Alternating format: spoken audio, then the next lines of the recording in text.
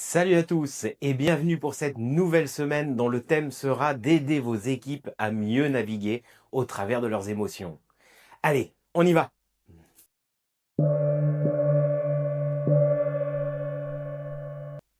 Quand les émotions dirigent sans capitaine, tout le monde rame, mais personne n'avance.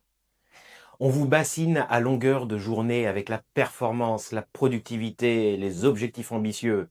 Mais honnêtement, tout ça repose sur un truc fondamental qu'on oublie toujours de mentionner, les émotions.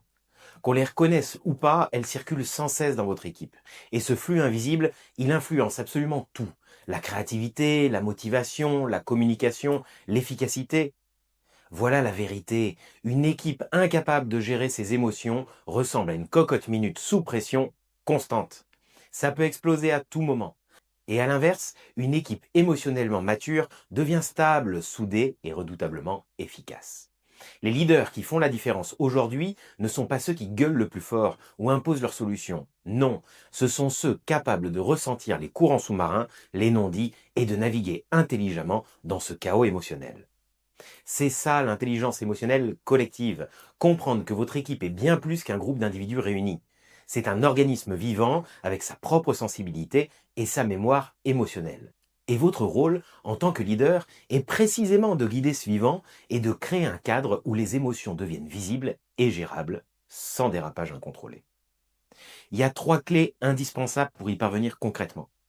D'abord, la conscience émotionnelle. Vous devez être capable de sentir rapidement les signes subtils d'une émotion montante.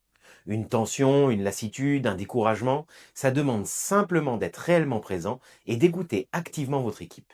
Bref, soyez attentifs aux vibrations émotionnelles, pas seulement aux chiffres. Ensuite, la légitimation. Votre équipe doit pouvoir dire haut et fort ce qu'elle ressent. Un changement difficile, une décision mal vécue, un client désagréable, donnez le droit à votre équipe de l'exprimer sans crainte.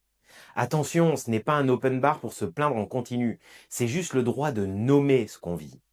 Une équipe bâillonnée par le silence émotionnel finit toujours par exploser, et souvent, c'est au pire moment. Enfin, l'intégration. Transformer les émotions en actions concrètes. Un exemple simple. Une réunion tendue devient un moment idéal pour ajuster les règles de fonctionnement collectif. Une victoire collective, parfait, c'est le moment de renforcer positivement ce succès. Les émotions deviennent alors des indicateurs clairs et non plus des pièges. Votre rôle de leader, il est crucial ici. Vous êtes le thermostat émotionnel de votre équipe. Si vous paniquez à la moindre contrariété ou vous fuyez les conflits, tout le monde imitera votre comportement. En revanche, montrez que vous pouvez dire calmement « Je sens de la frustration ici, parlons-en » ou « Cette décision m'inquiète, mais on va gérer ça tous ensemble » et vous donnez le bon exemple. Vous ouvrez un espace sain pour tous. L'intelligence émotionnelle collective, c'est pas un gadget. C'est un levier stratégique qui fait clairement la différence. Toutes les études montrent qu'une équipe qui gère bien ses émotions est systématiquement plus créative, plus productive et moins toxique. Alors posez-vous maintenant cette question sans détour. Votre équipe sait-elle vraiment naviguer ses émotions?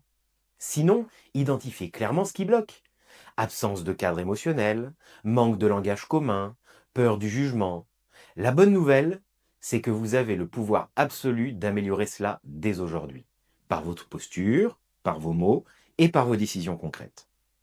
Souvenez-vous, une équipe qui maîtrise ses émotions est une équipe qui gagne vraiment.